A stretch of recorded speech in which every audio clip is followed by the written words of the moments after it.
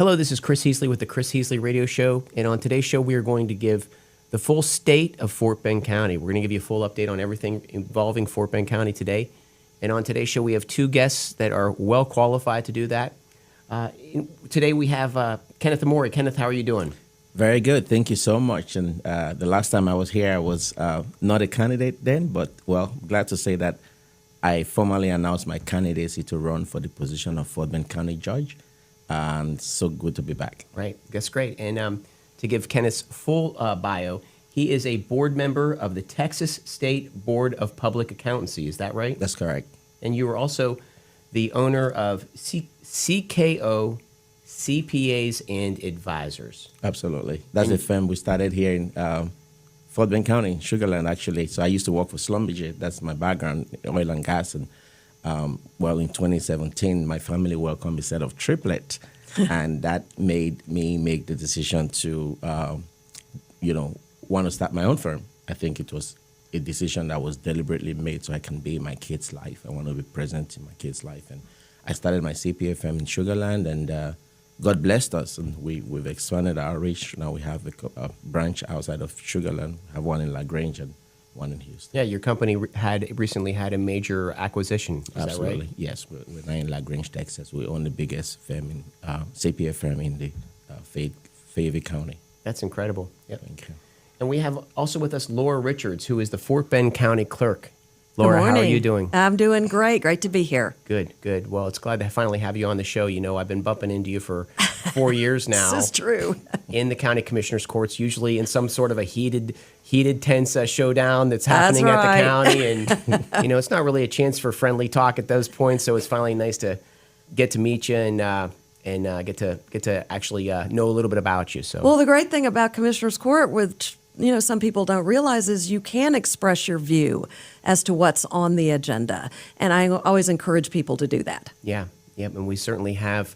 The way I describe Fort Bend County, I think that 4 years ago the county residents were asleep at the wheel, but today they are alive, alert, and asking too many questions that make the county commissioners feel a little bit uncomfortable. But I think that's what needs to happen. So it's a very, very interesting time, very fascinating time. I feel like we're in the process of possibly getting the reins back under control in Fort Bend County. The county's been in a state of abject, in my opinion, lawlessness and just a state of turmoil for 4 years. We're going to talk more about that. But before we get into that, one of the most pivotal things in Fort Bend County's history is the coming election of the county judge. And for those of you who don't know, the county judge in the state of Texas is not a judge. I don't know why we call our chief county executive in Texas the county judge, but we do. And what the county judge is he's essentially the chief manager, the CEO of the county. He's in charge of all the county administration. And what's happened over the past so many years is where our county judge is nothing more than really a managerial position, an executive position, but a managerial position where they're there to make sure that the infrastructure's in good shape, that the trucks are gassed up, that the emergency services are operable and in top form, and not much more than that.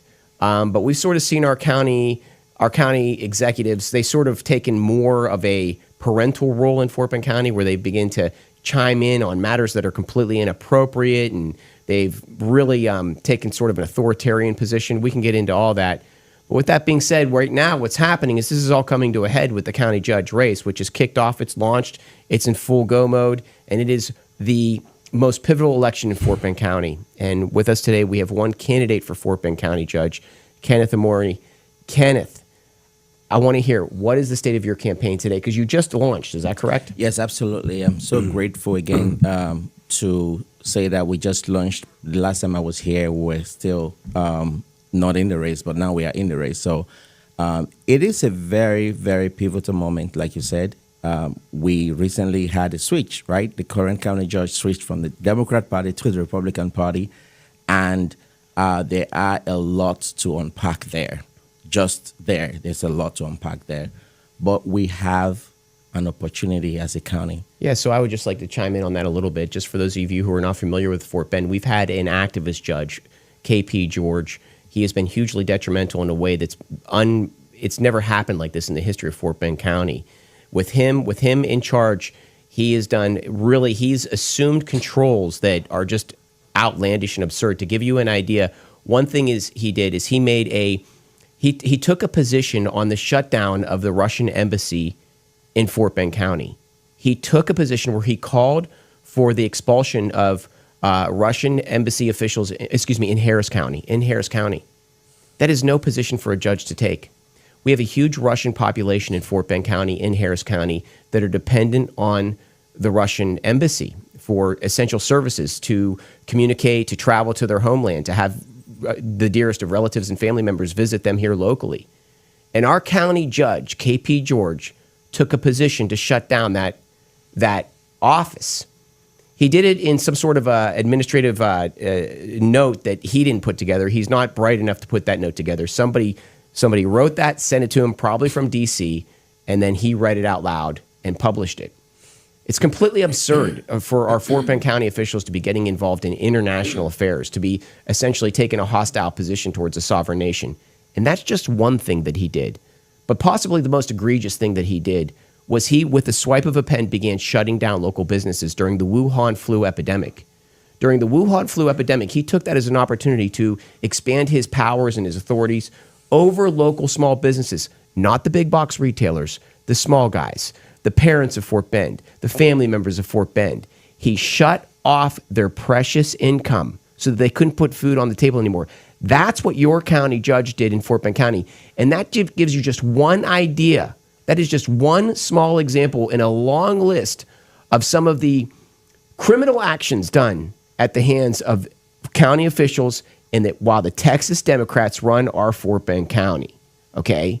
So that's why now guys like Kenneth are jumping in the ring. Kenneth, his background, he comes from a purely business background. Okay? He's run businesses, he's built businesses. He comes from, he has an executive background, then he launched his own business. He's the guy that K.P. George would be shutting down if he could, okay? So now Kenneth is running in this race, and there's a lot of candidates running in the race, and everyone, you need to get involved in this race because there's a lot of good candidates, and it is hugely consequential in the future of Fort Bend County. Everything's on the line right now. Tell us more about the state of your campaign. Yes, so thank you again. One of the things that we're trying to focus on... If I may say, I'm sorry, I have to interrupt. I apologize. My whole point of saying that is K.P. George is now in a pinch where he's gotten in trouble with the law, and he, in a desperate move, he's attempting to switch parties to the Republican side. And he will be on the county election ballot under the name, not K.P. George, but Kyle, or what is the name that he'll be under? I think his first name is Kyle, I believe. Yeah, Kyle George. So there will be a candidate, K.P. George, Kyle George. That is K.P. George, the guy that was shutting down our local businesses, Fort Bend, 4 years ago, is now trying to run under a new name in Fort Bend County.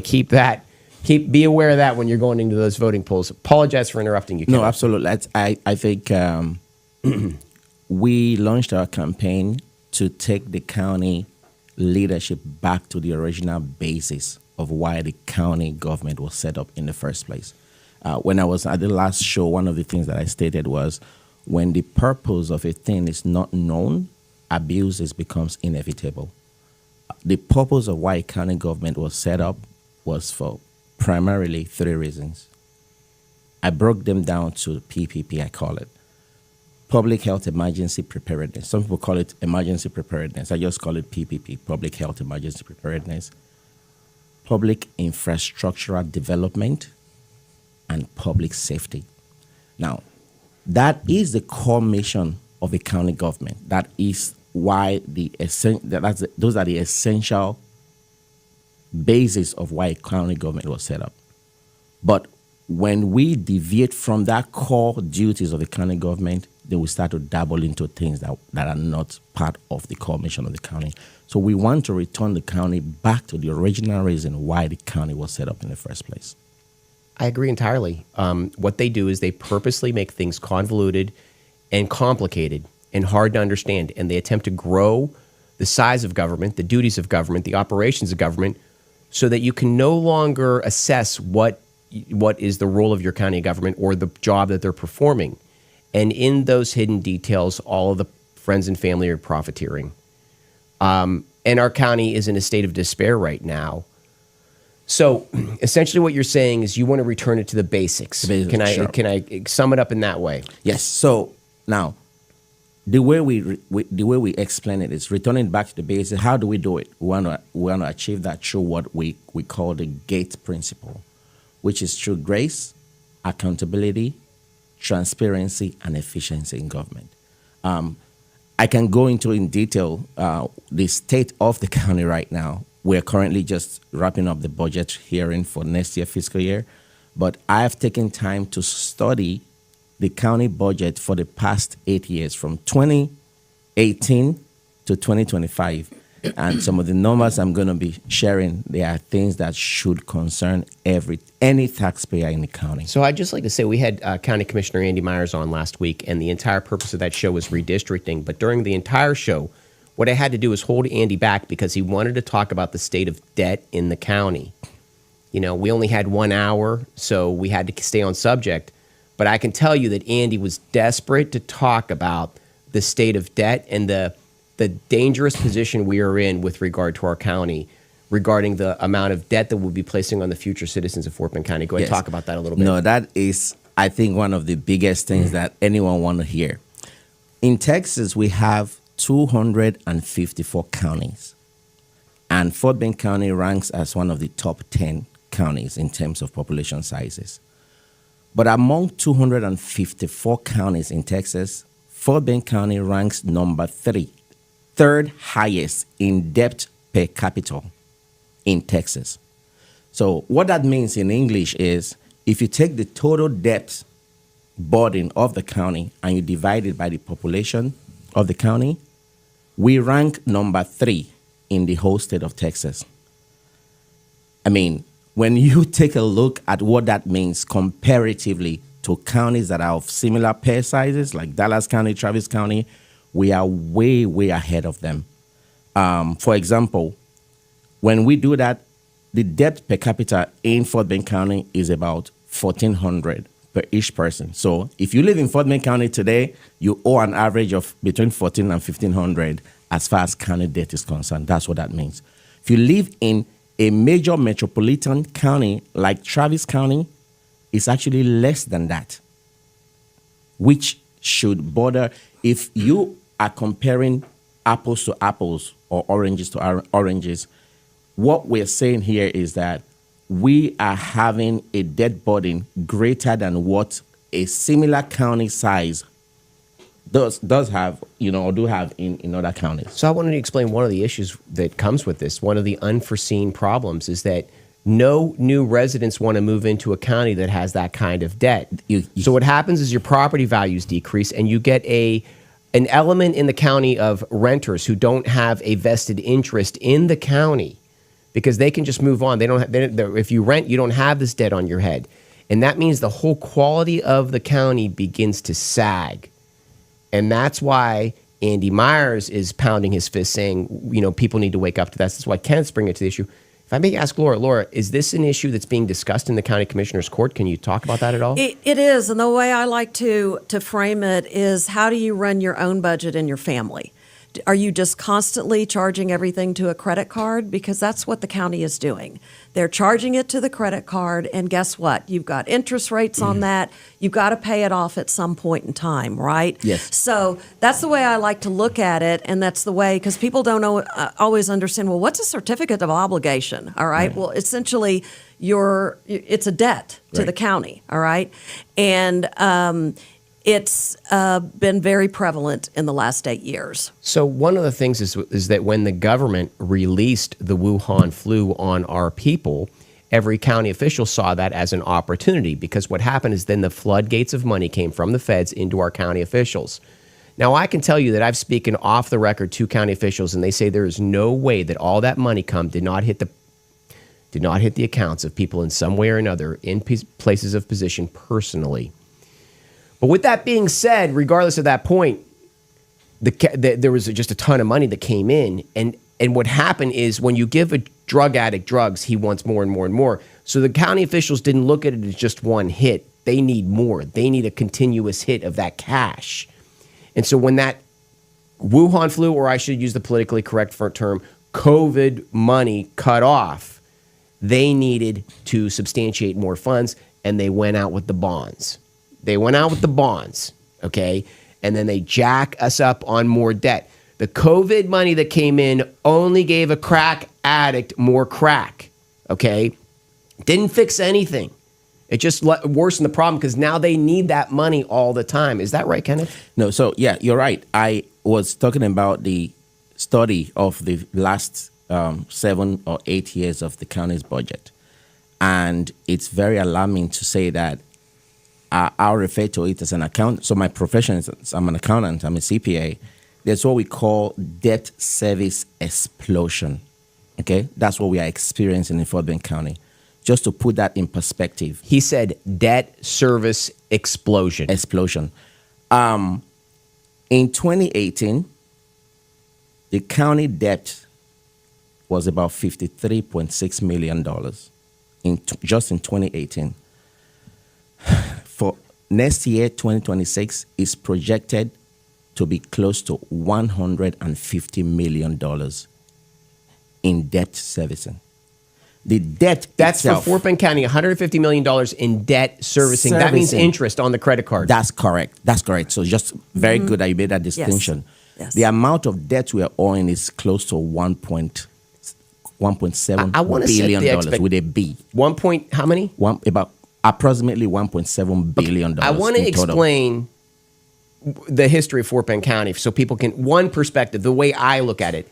This is a traditional Texas county, old country. That's all it is, right? It was small government, hometown, you know, it was everything that you saw in the old movies, okay? And the idea that we now have exploded into a debt machine, into this overloading of debt, is completely foreign to the history and the traditions of Fort Bend County. The people that the generations that came before us wouldn't even conceive that this thing could have gotten the way it did. And why did it happen? Because of opportunists in your county government. We had Andy Myers on here last week, 2 weeks ago, and he was desperate to get his word out because on that commissioner's court, he's pigeonholed. He's put in a corner, he's pigeonholed because he's the only guy out there championing the idea of meeting the balanced budget. He's the only guy out there, and he's pounding his fist trying to bring awareness to this. We had him on the show, and he got his first chance to talk about it a little bit. But what I'm trying to say is that this needs to be the main issue in our county administration today. Go ahead. So Andy, actually, I don't know if you know, he's also a CPA like me. I didn't know that, no. Yeah, he's a CPA.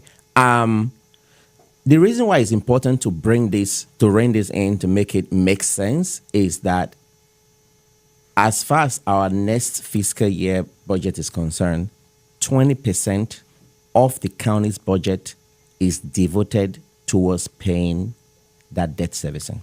20%.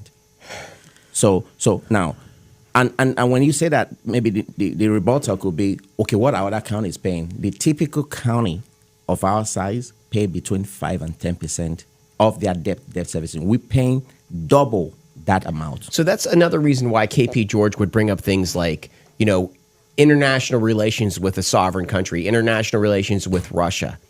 It's not because he cares about Russia. It's because he's taking every opportunity to divert your eyes and your attention off of the matter at hand, which is the money that he's spending, your money that he's spending every day. So he's saying, look over there. We should go to war with Russia. That's what he's doing. So you don't think about what's going on right here. Go ahead, Kenneth.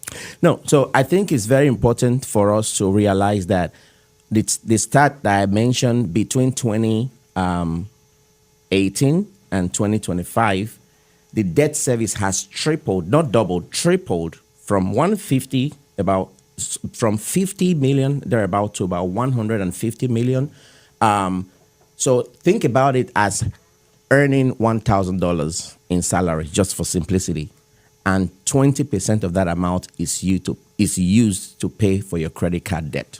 That's what I'm talking about. You earn $1,000 every 2 weeks, and you take 20%, which is $200 just for credit card servicing. That is currently what the county is paying. Go ahead, please, Laura. Oh, I was going to comment. Another factor within the budget is when all of the COVID federal money, flooded in, they funded all these new positions, right?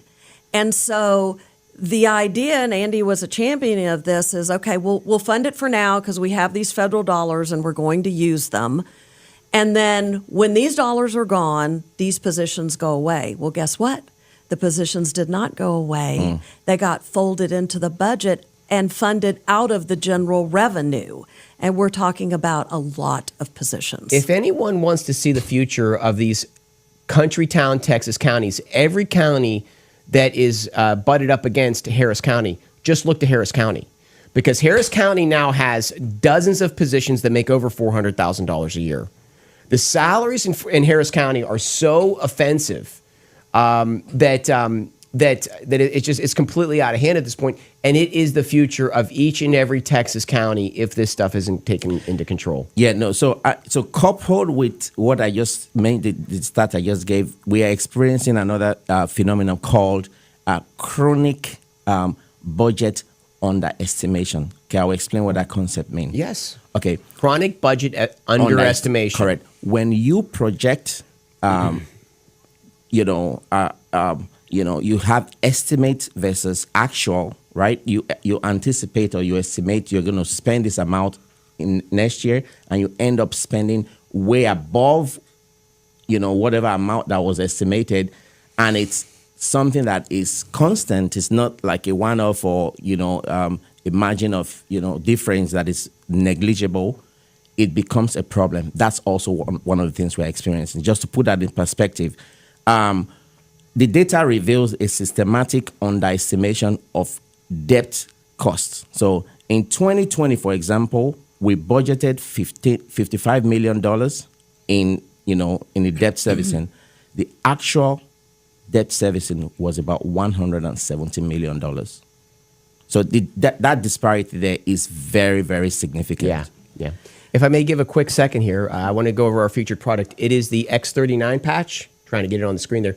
The X39 patch. So this patch, I've been wearing this patch for 6 weeks now. And just to give you an idea of this patch, it was introduced to me by a friend who is a PTSD war veteran who had major sleep issues. He had to take a considerable amount of sleep medication in order to sleep every night. He began taking the X39 patch, and within two weeks, he no longer needed sleep medication to sleep anymore. He sleeps like a baby every night in spite of his PTSD, in spite of all the issues that he has from being an injured war veteran. He wears the patch and he sleeps like a baby every night. And what this is, it's photolight therapy. So everybody's body's emitting light. And what this does is it returns the light back to your body, reflects it back into your body, and stimulates your stem cells. So just to give you an idea, I hang out in the MMA gyms as a pastime. I grapple. And when an MMA fighter or any kind of pro athlete gets hurt, his income's on the line, they go get stem cell injections, which they pull from an aborted fetus. It's really disgusting. But what it does is it rejuvenates your stem cells. This rejuvenates your stem cells. It's not a stem cell injection. It rejuvenates your stem cells naturally. None of that nasty business that comes with aborted babies or anything like that really gross business. This is completely natural in the way that it should be done. It stimulates it through photolight therapy, and it heals your body overall. Since I've been taking it, I have had zero need for caffeine. I used to drink a lot of caffeine. I do not drink caffeine anymore. I wake up out of bed, sharp as a tack, begin working on, I have no fog brain. I begin working on the most detailed projects. And I have no energy crashes throughout the day. I do not get sleepy behind the wheel. My productivity is off the charts. It's the X39 patch. It's an overall healing of your body through photolight therapy, completely natural. And to learn more or to receive a discount, text the word Patriot to 330-606-2304. Text the word Patriot to 330-606-2304 to learn about the X39 patch. Okay, so you were telling me about how our debt... Correct, yes. Go, please. Yes, we're talking about... Oh, no, Lori, you were going to say something, please. Well, I was going to say, in regards to the budget, here we are, almost 900,000 in population. We're going to be 1 million there very soon, Absolutely. right? Yes. We also, as a county, get unfunded mandates from the state constantly. We've just been through a legislative session. I'm constantly having to consume services that the state is now telling me that I have to perform with With the limited budget that you're with a given. limited budget. Exactly. All right. So there is such a thing as smart growth Right. in a budget Right. if you're efficiently managing it. So yes, there's the state of our debt. There's also the state of myself as a department head who has 100 people reporting to me and efficiently managing those people as best I can. And yet our population is growing. The services and demands on my department are even more. So there are occasions where I have to go to Commissioner's Court and say, look, I need 3 more clerks for this, that, or the other because of XYZ, either the state or the services or the demands that are being made on my department. So there are good reasons for those type of things. The problem is we're growing it for the wrong reasons. Right. Yeah. No, so I'm going to tie what you just said now to one of the things that we touched on earlier. When you look at the budget between 2018 and 2025, you realize that our budget in 2018 compared to 2025 has almost tripled, okay? But the population of Fort Bend County has only increased by about 27.2%. The last time I was on this show, I mentioned something that I want to repeat. We don't have a revenue generation problem in Fort Bend County. We have a fiscal responsibility spending problem in Fort Bend County. I think Laura's point is very astute. These things come up, unfunded mandates from the government, from the federal government. Could you give me one example of one? My unfunded mandates come from the state That's what I meant to legislature. say. Yes, the state legislature. And it could be as simple as one more report that I have to get to the Office of Court Administration. Well, what does that mean? Well, it depends. I'm going to have to, get into my case management system. I'm going to have to run reports. I'm going to have to compile it. I'm going to have to put it together in the form that they want it. And there may be a time limitation with that. I may have to get it, every 24 hours to them. And so there are all these limitations on my time. Well, I've got clerks that are already working overtime in some cases. I can't put more on them because then I have constant turnover of clerks, and it takes almost a year to completely train a clerk in my office because of all the myriad of processes that we have to go through. So you can see it's a problem. I think everyone needs to be cognizant of the staff that's working in these governmental, entities that, a lot of them are worked to the bone. Yes, and they they're are. overburdened in all of these things. And I think that all that happens, I think though that the county commissioners are not looking at these things and saying, how do we meet the unfunded mandates? How do we, make the work burden fair to our employees and then meet budgets? That last component, I just don't think that they're looking at. I don't think they just think the answer is always to go out and get more millions from the citizens. I think at the end of the day, we say in accounting, there's a tone at the top that dictates how Yes. the body flows. Because right? Correct. I think all of these challenges that Laura's presenting, as well as the budgetary issues that Kenneth is presenting, I think that we could solve all those challenges and be under budget. I'm sorry. No, you're right. So here's the deal. There's what we call double burden.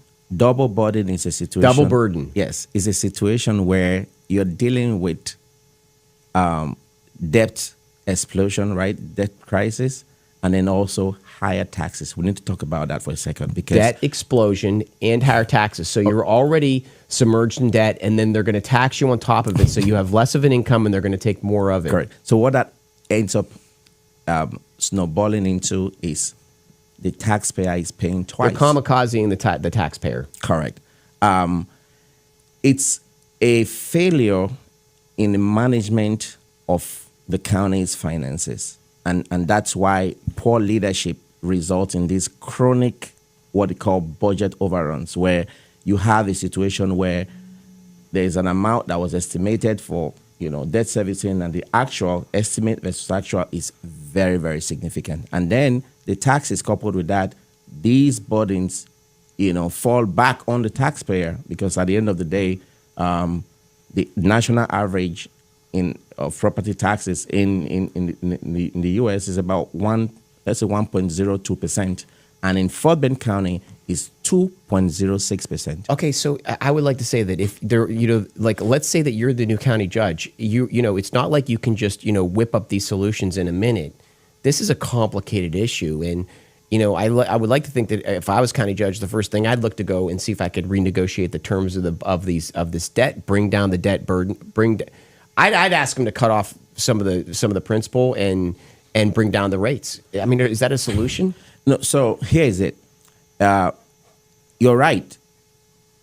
Because I have a feeling these lenders are part of the problem. No, you're right. I think predatory lending. I think at the end of the day, the debt is killing us, right? Coupled with it all falls down to the taxpayers, who is going to be the end consumer of all of this. Yeah, and when the debt comes due, all of our current county commissioners are all gone. Right. They're all retired. So it starts with being fiscally responsible. Okay, if you're owing a high credit card debt that is consuming 20% of whatever amount you are bringing in every 2 weeks or every month, the problem is not only going to fall on how do we ensure that we go and negotiate with the person who is the financial institution of the credit card, is how do you caution yourself? Because if I give you $20,000 today and ask you, can you finish it? I'm sure you can, by the swipe of a finger, you can use it to do anything you want. We need to be fiscally responsible, right? There needs to be structures in place. I guess I'm gonna push back on that a little bit if you don't mind. And what I'm saying is this, I never imagined that this show would turn into a show where we talk about debt every other week. It's like we can rename the show. You're just gonna talk about debt. Why are we always talking about debt? Because it's something that is just killing our society from end to end. I had to go into small claims court 2 weeks ago. Every person in there was being sued by a credit card company. Yeah. This is predatory. The men who set up the foundations of this country, they did it with the purpose of strangleholding us all with debt. We're all got a noose around our neck, being hung by the lenders. And so what I'm trying to say is, if I was county judge, I would turn around and confront these lenders, and I'd want to know their names, the companies they work for. I apologize, I'm not up to speed on all this stuff. And I want to know the rates they're charging, and I would immediately begin threatening them in some way, form, or fashion to bring down the rates and to take a haircut. No, they are. So that's a very good way to start. There are myriad of ways to actually. How do we bring, implementable solutions? One of the ways we can do that is actually to cut our property tax rate. Significantly, when we win our election, we intend to do that. We can also eliminate what we call those unnecessary special districts, right? We need to eliminate that and then consolidate overlapping taxing entities. We can do that and then increase homestead exemptions for families. Okay, so Kenneth, everything that you just said, I want to know about, but their show's limited.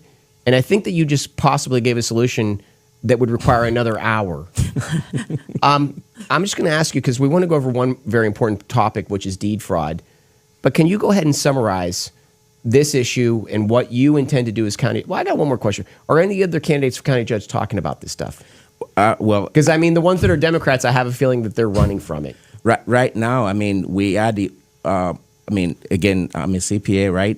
One of the hallmark of our profession is being accountable. I'm an accountant, so I want to be accountable to the county, fiscally responsible as well. I want to be able to use the skills that we have. I don't know of any other candidate that combines the qualities or combines these experiences. I hope you make it a forefront issue, and I hope you put it in every one of your opponents' faces. What are you going to do about it? Because they don't want to talk about it. Right. So no, there are a myriad of solutions that we have already thought about. Again, I can go on and on with. I mentioned earlier on, we can consolidate overlapping taxing entities. We can increase homestead exemptions for families, and then we can create an enhanced senior tax relief program for our seniors to help them mitigate some of this. Okay, that was an incredible hour. I would like to say we have another very interesting person in our studio today, Laura Richards. And Laura, I feel like you are sort of the woman that's not sort of the front and center face of the county, right? But you're always at every meeting. You're in the background. Yeah. And I have a feeling that you know more about the county than anyone with your position. Tell us exactly what you do for the county. All right. So as county clerk, I'm clerk of the court for the county courts at law. of which there are 6. They hear misdemeanor, civil, probate, mental health, toll road, and juvenile cases. All right, so every single filing goes through my office. All the orders from the judges come into my office, and we record all of that information. I'm also the clerk of the court for Commissioner's Court, which is probably where you see me on live stream. I'm up there keeping track of what the commissioners are saying, what the decisions are that they are making, which has been a challenge lately, I will say, because there's been a lot of arguing back and forth, and sometimes I have to stop them to say, wait a minute, what are you deciding here? And what is the vote? And so all of the documents that flow through Commissioner's Court are my responsibility, and I house those. I house the official public records, which are primarily the land records, but also DBAs, assumed names, affidavits, things like that are recordable within the official public records of the county. And then I am the local registrar, so I issue birth certificates, death certificates, and marriage licenses. So it's a big job. As I say, I have 100 people that report to me. One thing I'll quickly mention to that is, I'm sure you know that Laura is one of the most loved county officials in Fort Bend County, and she has done an amazing, and I mean amazing, she's touched. We want to be able to leave a legacy where you look back and be proud of whatever you have done. You want to leave a place better than you met it, and Laura have done that. Excellent. Very good. Laura, one of the things you said before the show is you said something to the effect of that people need to be more aware of the issues that are brought in front of their faces in the county commissioner's court. Yes, absolutely. That if people just paid attention to the county commissioner's court, they would have enough of an understanding of the county functions to know what the true issues are. Can you expand on that? Yeah, so many people will come to me and say, well, I heard this, I heard that, I heard this. If you would come to Commissioner's Court, you would see the actual people that are voting on this. You don't even have to come. Go to live stream. Sit in the comfort of your own home and view it. How long is county commissioner's court? How long? How long? If I went, it's 2 hours? That depends. It depends, An yes, average about 2 hours, I would say. I apologize, I interrupted you. Please I would keep say going. that's okay. I mean, we've had them gone on, for 4 hours or That's or a more, rare thing, though. Depending on how much kind of ranting and raving there is. And that they're goes once on. a month? No, it's second and fourth. Well, that's a good question. It's been second and fourth Tuesday of every month at 1 o'clock. However, the legislature threw us a curve. The agenda that was posted for the second and fourth Tuesday of the month was to be there for 72 hours. Legislature has now changed that to 3 business days. So the Commissioner's Court has now changed when Commissioner Court is held to 1 o'clock on Thursdays, second and fourth Thursday. Okay, but I interrupted you. Please tell me again how, if people just come and attend these commissioners' courts, that they'll gain an understanding of what's really going on with the county. Well, I mean, you will see the debt increase live in front of your eyes, right? The debate. Anytime you see the certificates of obligation, the debt that's being created in the county, you will see it live in front of your eyes. And I think there's no bigger, reminder of what's happening with the county than seeing it in front of your eyes. Yeah. Happen. The purchases that are being made, the decisions that each commissioner is making, their votes, the county judge as well, and what they're objecting to. Right. All right. Even more importantly, what are their comments in regards to these votes? Because you can see the vote and say, oh, okay, well, I see the vote. But what does it mean? But mean? listen to their comments about their votes, and what they're advocating for or advocating against is maybe even more important. Right. No, that's true. I think it's a place, I've been there a couple of times, and of course have spoken out or spoken there a few times. But one of the things that someone did mention is just to bring it to the knowledge of the people is that within the Houston metropolitan area, Fort Bend County has the highest property tax rate. Do you know that? So an average Fort Bend County resident pays about $1,400 more than Harris County resident. So Fort Bend County has a higher tax rate than Harris County and Property tax. and any other county in this area. In the Houston metropolitan area, that's correct. Well, we have public hearings coming up on the budget. All right. So, and that's posted out there. Yes. You will know when they are. Yeah. And come out and speak Yes. for or against Absolutely. the budget. The budget will be filed in my office. You can come and get a copy of it. It'll be online as well, fbctx.gov. Go to the website, view the details of the budget, view each department, view the overall obligations of the county, and then come and speak Yes. at the public hearings. Yes. So one of the things, Laura, that you're talking to me that's a real issue that you come across regularly in your job is the issue of deed fraud. Mm-hmm. Could you talk a little bit about that? Yeah, and I actually like to call it property theft. All right, it puts a little more teeth to it. Think about if your wallet is stolen. What are you going to do? Well, you're going to make efforts to get it back. You're going to report it to law enforcement, and you're going to go through that process, right? Well, what people are doing is they are creating documents, filing them in the county clerk's office. They look very legitimate, I will tell you. My clerks are trained in looking at these documents, and we often see anomalies in them to where we are asking our legal counsel if they're recordable or not. Not every document is recordable, by the way, but once it is recorded, everything looks good. It's follows the form, it follows the correct language and so forth. It is recorded in the office. Doesn't mean it's legitimate. It actually could be fraudulent. And we see a lot of these deed transfers, all right? So, Kenneth, it may be your property, and they're transferring it from your name to their name. All right. Wow. And then they may even go a further step where they file a DBA in my office, creating an assumed name for a company, and then they transfer it from their name to the DBA. So they're clouding the title. Wow. All right. And they are actually stealing this away from the true owner.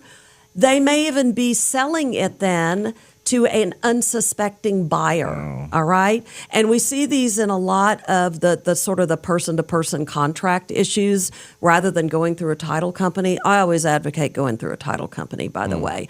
And so they are actually reaping the rewards of your property that you have poured your time, effort, and money into. I have a personal experience with this. So I have a friend. Okay, let me tell the story from the beginning. So there was this criminal, and what he would do is he would wait for a landowner to die. Yeah. And then what he would do is he would assume the name of the heir, of the manager of the estate. Okay? So the landowner died, and then his nephew became the manager of the estate. While the family was in mourning, this landowner was a doctor, and he owned multiple properties paid off. And one property that he owned was on State Highway 249. It was a big box. It was a 28,000 square foot building. Okay? And so what this criminal did was he waited, that landowner died, it went to his nephew, and then what this criminal did was he went and he got fraudulent documents stating that he was the true heir to the property, the manager of the estate. He got a notary to notarize that illegally. Yes. Okay? Yes. And then he stole the properties. And what he did is then he sold them. This building, this 28,000 square foot building was over probably 1.8 million. He sold it for 300,000 to a real estate investor in New York. Now that real estate investor in New York may have been in on the scam. Okay? Because what happened then is finally the nephew woke up to this crime. Right. And what he did was he sued. The truth is there's a law where you can actually go to the courts. I forget the name of this. I knew all this stuff. But you can go, and if you can go to a certain governmental department, and a district court can award the property back to you if there's obvious deed fraud. That's correct. Okay? And they can do that without you having to go through a legal process. And the purpose of that law is to ensure that you aren't that they don't steal your property, knowing you have to go through a legal process that you can't survive. So but the problem is that they didn't have all the evidence when this happened. So what the heir did, I apologize for all these details, is he sued the new buyer of the property who put him in a major legal process. And what happened is there was a judge named Jerry Siminow in Harris County District Court, and he took, for some reason, a resistant stance against the property owner, and he kept ruling against him in so many ways. The landowner lost. and it went to appeals court. The appeals court said, you have to take this back to Seminole. He's got to hear it again. It went back to Seminole, but when it went back, the criminal got indicted by the Harris County DA, where he confessed orally and he confessed written, and he spent 10 years hard time Yeah. in the state pen. Yeah. Yeah. It went back to Seminole again with all this evidence. Seminole would not return the property. Wow. And when people asked him why, he said, I don't need to give you a reason why. Wow. So when you go tell that to attorneys, because the way deed fraud is in the courts, it's the third rail. The minute deed fraud happens, the courts have to give you your property back. Seminole wouldn't do it. Interesting. The evidence was overwhelming. And now Wow. people have to ask the question. That's a shame. Why would a district court not do that? Why? And there's only one, in my opinion, there's only one conclusion that I come from. And all I'm going to say is that real estate investors in New York have a lot of cash. Yeah, both civil and criminal penalties apply. The Clerks Association worked real closely with the legislature this year to try to put more teeth into that. And property fraud will be filed as a felony, so we're glad for that. And yes, you can do hard time. People have done hard time for it, but it's now codified and in the Code of Criminal Procedure. So there's a lot more teeth to it now, where prosecutors can file against it.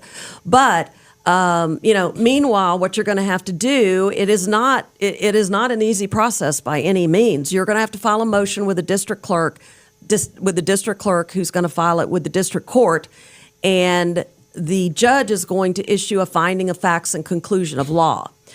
Presumably, that would come back in your favor as the true owner. That's going to be filed with me in the official public records, and it's actually going to be attached to the fraudulent document, so that forever people will know that that is a fraudulent document. I am not allowed as the county clerk to unrecord a document. Those documents are permanent. I apologize. I gave one detail in my story wrong.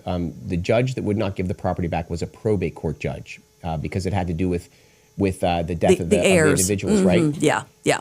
And we couldn't get it out of the probate court to take it to a district court because then the heir is no longer named, because that Judge Seminole has the right, like he's got to deem this guy the heir, so it'll only happen in a probate court. But everyone was telling us, if you take it to a district court, the funny business doesn't happen so much there. And I think that's my one message to people. If you've been a victim of deed fraud, try to get it into a district court. So what do you do to try to at least get the heads up that something has been filed against your name or your property? What you do is you go to my website, fbctx.gov/county clerk, and right on my homepage, you'll see property fraud alert. And so you're going to click on that, and you're going to register for this free program. Cost you absolutely nothing. You're going to put your name in there. You're going to put your business name in there. You're going to put your trust name in there if you have your property in a trust name. And anytime anything is filed in the official public records of the Fort Bend County Clerk's office, you're going to get an alert, either a text, a voicemail, or an email, your choice, that something has been filed. So what if you own a property and maybe you're in a contractor dispute or something, and he files a lien against your property? Well, you wouldn't necessarily know that. You're not checking the official public records every day, are you, for your property or for your name? And you will get an alert that a lien was filed against your property. I mean, I've had people come in and say, hey, I'm trying to sell my property, and all of a sudden, the title company's telling me, well, there's a lien out there. Well, you would have gotten a notice that a lien was filed against your property. And so you would know that before you ever get to that point. And again, our elderly are the ones they prey on. Absolutely. We have the bad element that will actually knock on their doors and try to convince them to sign these phony contracts deeding their property to them. And they've got a whole line that they give them about how it's to their advantage and so forth. And unfortunately, they fall prey to this. Well, I mean, and the concept of what you just explained is outstanding, by the way. Having that on your website, I think a lot of people need to know It that. is a free service. Outstanding. I want to say outstanding. something. I think at the same time, corrupt county also preys on their elderly citizens, because I've been told stories where, for example, an elderly woman begins to fall behind on the cutting of her grass, and what happens is these men who cut grass for free will come to attempt to cut the grass. The county will step in and not allow them to cut the grass with the intent of putting liens on that woman so that they can eventually get a hold of that property. I've heard these stories as well. So I feel And like there are HOA problems out there in regards to those. yeah, yes. so I feel Yeah. like our elderly are. So I appreciate you bringing this, Laura, because really we're just scratching the surface on all of the ways that our elderly are a threat to the opportunists in our society. Well, yeah, and they have the most equity in the houses as well. So then what they will do is these, fraudulent people will then get a loan based on the equity in that house, right? Right. I mean, we've had people come in our office and say, I just drove by my property, maybe they don't live there, maybe it's a piece of property they own, and there's a for sale sign on it, because they're not there every day. Right. Or it happened to be an abandoned, business or something like that. I will tell you that when you come into my office, the first thing we're going to do as you file in the official public records is we're going to look at that notary seal, because we've had a lot of notary fraud out there, which you mentioned in regards to that case, that right? guy got a legit notary. He got a notarist to actually do it. Right, exactly. And I'm not saying the notaries are all at fault No, either, right. but in this Absolutely not. case, and what led me to this point was I had a lady come in my office and say, this is a fraudulent document. This is my property, and they took it from me. So the first thing I did was, as I'm looking at this document, which looked absolutely perfect, I will tell you, in every regard. I mean, it looked legitimate. And so the only thing I could really look at was the notary seal. I looked at the notary seal, went on the Secretary of State's site just to check it out, just wanted to make sure it was legitimate. Well, in fact, this notary seal expired in 2023, and yet the seal had been manipulated to say 2025. Wow. So when you come in my office, the first thing we're going to do is make sure that notary seal is legitimate. How do you verify it? I mean, Go to the Secretary of State site, and you will see if a notary seal has expired by their name, or if it is in fact legitimate and it is still in play. I mean, can you imagine in this day and age where, artificial intelligence is taking over, right? These are some of the modern technologies that we want to implement. Yeah, and, these software products are introduce. great and Exactly. can be used for good, but in Right. this case, they're manipulating it to use it to change, a Right. government document Right. to make it That's- fraudulent. that's why it's essential that, for example, services like the Texas Secretary of State SOS Direct service, that's essential to us because Correct. that's where you can go do this verification. Correct. Correct. They can't get to that database. Exactly. And again, they can now, yes, they can use it for bad, right? For Yes. evil. One of the ways we can actually get around that is to integrate with some of these systems at the state level to be able to ensure that we have safeguards around these. And types of that's what I'm records. trying to do. I'm not trying to put barriers in place. I'm trying to put safeguards in Yes, place. it's really outstanding. I want to protect that property owner. Yes. People in this community that have put their, sweat, tears, and money into Right. their property, and it's probably the largest asset that you own. Absolutely. Of your life. And so, we don't want this theft to occur, and that's why I call it theft. Yes. Because there's a little more teeth in that fraud. That's kind of soft soaps it a little bit. Yeah, It's theft. For my friend who had this done to him, every Harris County government department reacted in a minute swiftly, wanting the right thing to be done. They were simply stopped by a probate court judge. Right. So I just want to make that point that generally speaking, the county administrations will respond to your issue in a minute with the right, they will want that rectified. And that's why I say, and I know Kenneth would agree with this, when people come to that ballot to vote, please go all the way down and vote all the way down. Do your homework, go all the way down, because these local offices, my office, the county treasurer, the JPs, the judges, the county judges, the commissioners, they will influence your life much more than the federal or even the state people. I'm not saying don't vote for them. Vote all the way down. Start at the top and vote all the way down. But please go all the way down, because we have people who'll stop in the middle and say, well, I voted for president. Well, I voted for, my state legislator. No, keep going. Do your homework and keep going. No, I can emphasize that point enough. They say all politics are local. It starts from the top. When you look at the way and manner in which we campaigned in the last election, They say, soft on crimes, right? And you see, you want more Republican or conservative judges that will actually, adjudicate rightly, right? Correct. So, and many of these are down ballot, candidates. Many of them, yes, Yeah, so correct. so we need to really let the voters educate them to be able to, vote down the ballot and pick the right candidates. Well, it's been a great hour. And, one of the things I want to say is I'm so glad that finally I was able to meet Laura and get to know her and have her on the show. I feel like you are just a wealth of information. And I feel like we just scratched the surface. So I hope that we can have you on again. Incredible. Sure. And I'm so excited for your campaign and for that race. I feel like it is going to be a race that is going to be incredibly competitive, some serious drama. It's going to be a drama.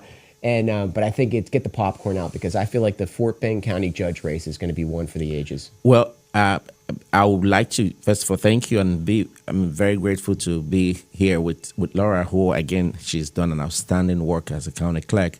Our official kickoff ceremony is coming up, and it's actually exactly 2 weeks from today. We are having our kickoff on September 20th, and Mattress Mac is going to be there.